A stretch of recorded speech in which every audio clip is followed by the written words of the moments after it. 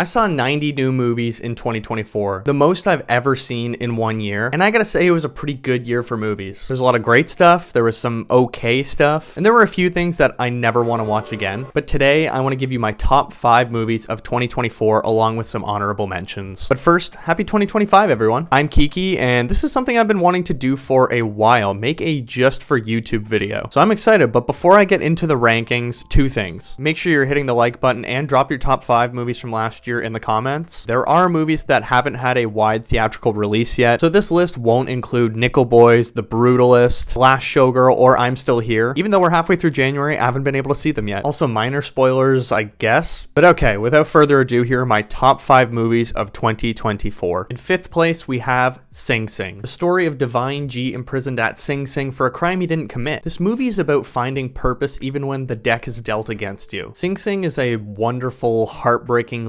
liberating movie about how the arts can help us find a purpose and make sense out of our lives. This is a great story about someone who seems to have all the answers and is really the leader of this drama group, but even he can reach his limits and hit that breaking point. Colman Domingo as Divine G is just an A+ performance. I knew as soon as I walked out of that screening in last August that he's definitely going to be involved in the awards nomination season, and I really love the evolution of his performance where he's kind of just getting stretched more and more thin until he hits that breaking point. Every step of his character's evolution just feels really earned and honest, and nothing's played up for the sake of a story in a movie. Clarence Macklin also deserves all of the praise he's getting for a performance as himself. He was 29 when he was sentenced to 17 years at Sing Sing Correctional Facility. He joins the Rehabilitation Through Arts program, and this is really his story as well. Colman Domingo, Paul Risi, and Sean San Jose are actually the only 3 professional actors that aren't playing themselves in this movie. So I love that choice to have a lot of the cast just include the people that are part of this story. Sing Sing has so much heart, passion, and really just positive masculinity that I think we really need to see right now. The movie also shows how a rehabilitation program and talent can be weaponized against you. I know it had a really strange distribution system, but if you haven't seen it yet, watch my 5th favorite movie of 2024, Sing Sing. Coming in 4th, The Substance. I'm not a body horror fan. I can't even look when I get a needle, but The Substance was so freaking entertaining and well made. This movie is enraging, heartbreaking, disgusting, and so over the top, but in the best way possible. It's also insanely funny. Demi Moore as Elizabeth Sparkle making that roasted chicken and just going insane, or Dennis Quaid slamming cigarettes and shrimps back, being a disgusting Hollywood agent, which probably wasn't a reach for him. This movie is so funny. Coralie Farge, and I hope I'm saying that right, directs the hell out of this movie. And I'm gonna steal a line from Jay at Red Letter Media. Go check them out if you don't watch them already. Like he said, this movie has what can only be described as visual sarcasm. It is never trying to be subtle. It continues to get more and more and more over the top, and that's a dangerous game. I talk about it a lot on the podcast, but you run the risk of turning into a movie like Don't Look Up that lacks any of the uniqueness of The Substance. And there are so many striking shots in this film, like a dead fly in a water bottle or the Hollywood star sign, but The Substance feels like someone grabbing you by the shirt and just shaking you back and forth. It's loud and it's so much fun. I'm not at all surprised this movie is getting so much love this award season. Demi Moore gives a career best and just leaves it all out there. It's one of the most vulnerable performances within a body horror of all things that I've probably ever seen, while bringing so much humor and physicality to it. And Margaret Qualley as Sue is great as well. She plays it so tongue-in-cheek as this uber hypersexualized new star on the block. Maybe one of the best theatrical experiences I had last year was The Substance. Everyone was just gasping out of disgust and laughing and crying. It was so much fun. The Substance is truly a unique vision, and I couldn't recommend it enough to any horror fans that missed it, and that's why it's my 4th favorite movie of 2024. In 3rd, Furiosa, a Mad Max saga. Another great movie about feminine rage, and it was hard to rank this in The Substance. Look, we've reached a point where most prequels are met with a lukewarm shrug. Who needs to know how Han Solo got his blaster or why the yellow brick road is yellow? More often than not, prequels are focusing on the most irrelevant details of beloved franchises. Furiosa, however, to quote The Substance, respects the balance. Furiosa is the perfect lead into Fury Road, what many people, including myself, deem to be one of the best action movies of all time, but it does it in a way that feels so fresh and organic. And yeah, it has characters characters from Fury Road and it proudly has them as part of the plot. It's not trying to dangle them behind as a secret. They're fully part of the story and don't feel cheap to include. And that little cameo from Max is great. It's a blink and you miss it moment, but it's still really fun. I think Fury Road and Charlize Theron deserve a lot of credit for why fans and critics were so receptive to Furiosa. Even if it didn't do well financially, it was very highly praised, and deservedly so. Taking up the mantle from Charlize Theron is no easy task, but Anya Taylor-Joy is revolutionary as Furiosa. She leads this movie so well, nails the action, nails that brutal demeanor, and is just the perfect pick for this role. And Chris Hemsworth as Dementus. Wow. Is this his best performance outside the MCU? I'd say so. He's insane in Furiosa. He's so funny, he's terrifying, but he's also kind of a coward. He's a great villain for a prequel and is kind of Immortan Joe light, but still doing his own thing. There's so much to enjoy about Furiosa. I haven't stopped thinking about that opening act with her mother since I first saw it in theaters. Anytime I spoke to someone about Furiosa, they always said they loved it. And it's packed with action that really does still reach the heights of Fury Road and was so amazing to watch in IMAX. The colors, the imagery, the energy coming off of that screen was fantastic. And it's so funny how there's Mad Max fans depriving themselves of this movie because it's woke, when in reality, you're missing out on the second best Mad Max movie ever. And that's why Furiosa, a Mad Max saga, is my third favorite movie of 2024. In second place is Challengers. This movie has it all. It's steamy, it's competitive, it's funny, it's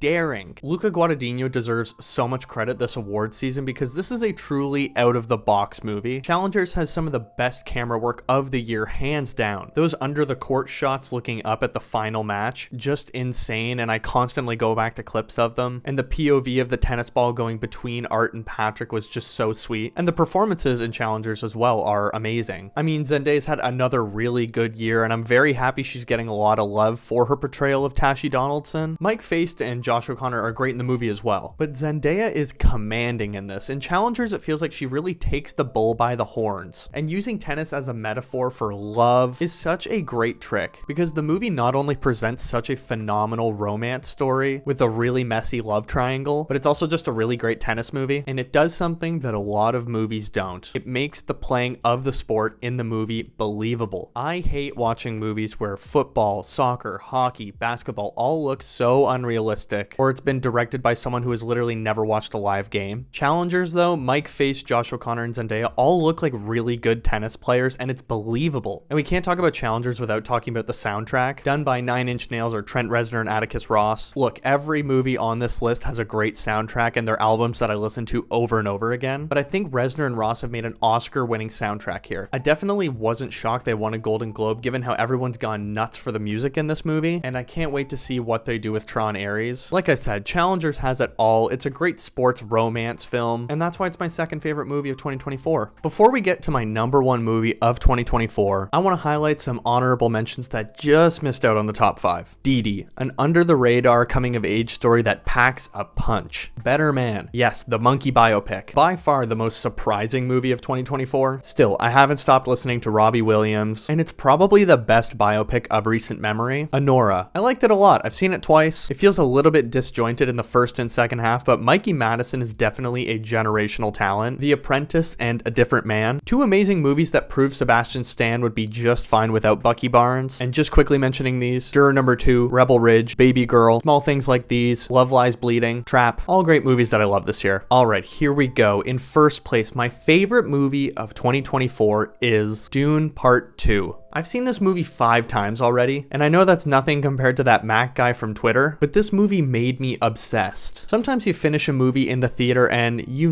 just know you've witnessed history and just seen a new favorite film. I love this movie so much, I immediately bought all of the Frank Herbert Dune books and read them. I love Dune Part 1, and it's even in my 4 favorite films on Letterboxd, but I will be the first to admit Denis Villeneuve stepped it up with Dune Part 2, and definitely made a better film. Dune Part 2 ticks every box of what I want in a movie: heart, action, suspense, tragedy, even some light humor. It's like this movie was made in a lab for me. I really see this movie as my generation's Empire Strikes Back, and I really don't understand the lack of recognition for this movie's performances. They're all perfect. Austin Butler as Fade Rotha is one of my new favorite villains. Him entering that gladiator coliseum on Getty Prime made my eyes pop out of my head. Rebecca Ferguson, Javier Bardem, Josh Brolin, Christopher Walken, Florence Pugh, Stellan Skarsgård. Everyone is amazing. And once again, Zendaya absolutely cooks. But Timothée Chalamet, Muad'Dib, Usul, Lisan Al-Gaib, Paul Atreides, absolutely outstanding. I know he's getting all the love for his Bob Dylan film right now, which I really enjoyed as well, and rightfully so, he's getting praised. But I think he's just as good in both Dune movies as he is in the Bob Dylan movie. And it's almost impossible to think of Paul Atreides without thinking of him now. With all due respect to Kyle MacLachlan, Chalamet has really made this role his. I think Dune Part 2 is Denis Villeneuve's best work, which is like me picking a favorite child because I love so many of his movies. Similar to a lot of epics like the Lord of the Rings trilogy or the OG Star Wars movies, Villeneuve crafts a universe with such scale while still maintaining a really human story. Dune is kind of about a nepo baby. It's about a teenager trying to escape a life that's been predetermined by one of his parents. He thinks he has a choice in some of this, but he really doesn't. Unlike the books, the movies are a failed love story between Paul and Chani. It looks like they're soulmates and a match made in heaven, and for a while you think maybe free will does exist. Maybe they're meant to be and Paul should stay. Maybe Chani is his road to freedom.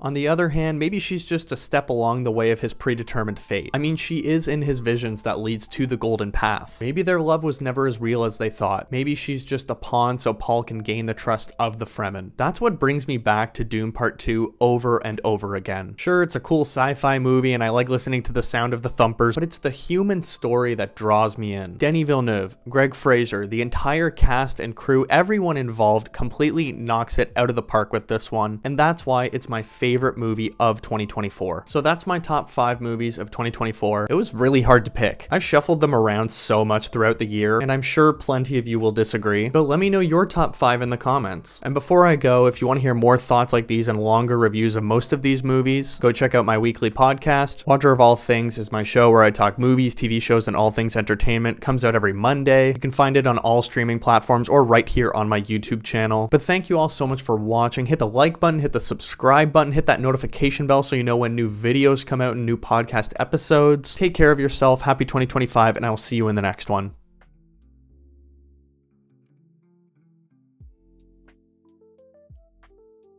Woo!